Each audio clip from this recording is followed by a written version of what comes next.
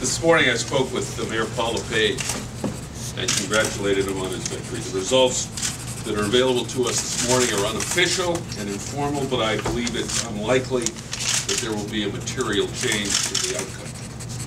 Although we all await the official tabulation by the Secretary of State, I don't want to make it more difficult for Paul to assemble the team he needs to govern the state of Maine and to prepare a budget for the next biennium.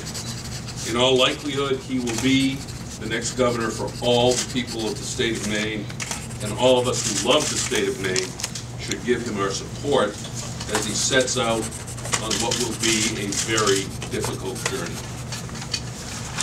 This campaign has been an amazing journey itself.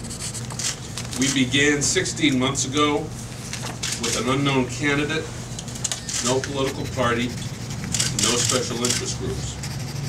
Just a deep concern that Maine wasn't working for any of us, and a firm belief that we could get our state back on track. As I crisscrossed this state so many times, thousands and thousands of miles, I heard the same things over and over again. You wanted someone with a plan to reform our government and to transform our economy, a plan that you could believe in.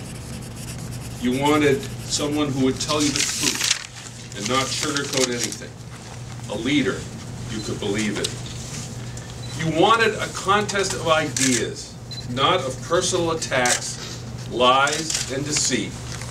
A campaign you could believe in. This is what we have tried to offer, because that's the Maine I know, the Maine I love, and the Maine I respect. It's also what I've tried to offer because that's the only way I knew how to do this. It's the only way that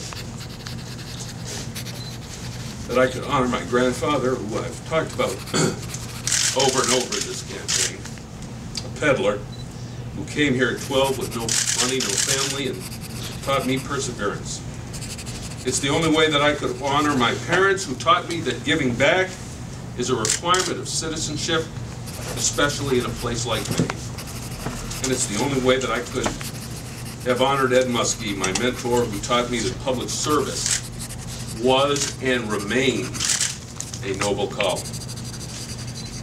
And finally, that's the only way that I could look my children in the eye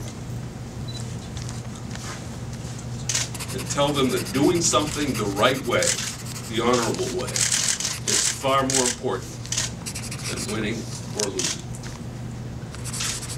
Thank you all for joining me in this quest. It also became clear in recent days that this campaign was about much more than just 5 candidates. It was about who we are as a state and a people, about how we conduct our campaigns, about where the lines are drawn between a spirited, aggressive campaign of ideas and personalities, on the one hand, and unrelenting character assassination, funded and condoned by the political parties, and fueled by the special interest groups who support them and are joined with them at the hips. I did not win this race for governor, and I deeply regret that we will not immediately be able to implement the plans and ideas I put forth in this campaign. But I am proud of the campaign I waged and all of those who joined me on this truly remarkable journey.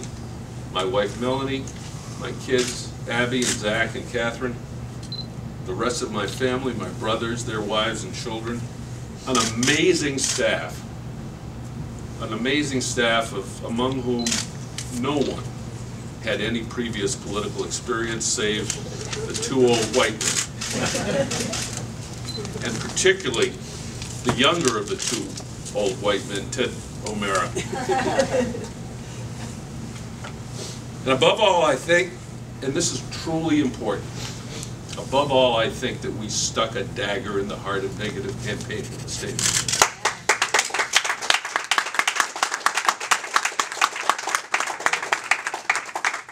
That becomes the legacy of this campaign, and I believe it will.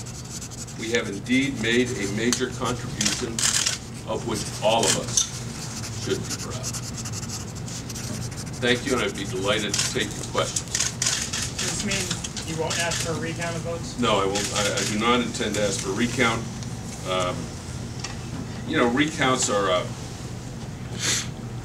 a time-consuming and expensive process. And I think that before one engages or initiates a recount, one ought to be fairly convinced that there is a substantial likelihood that the numbers will change, and that's not the case here today. No matter how close we are, and we're very close, but I just don't see the costs outweighing, the benefits outweighing the costs.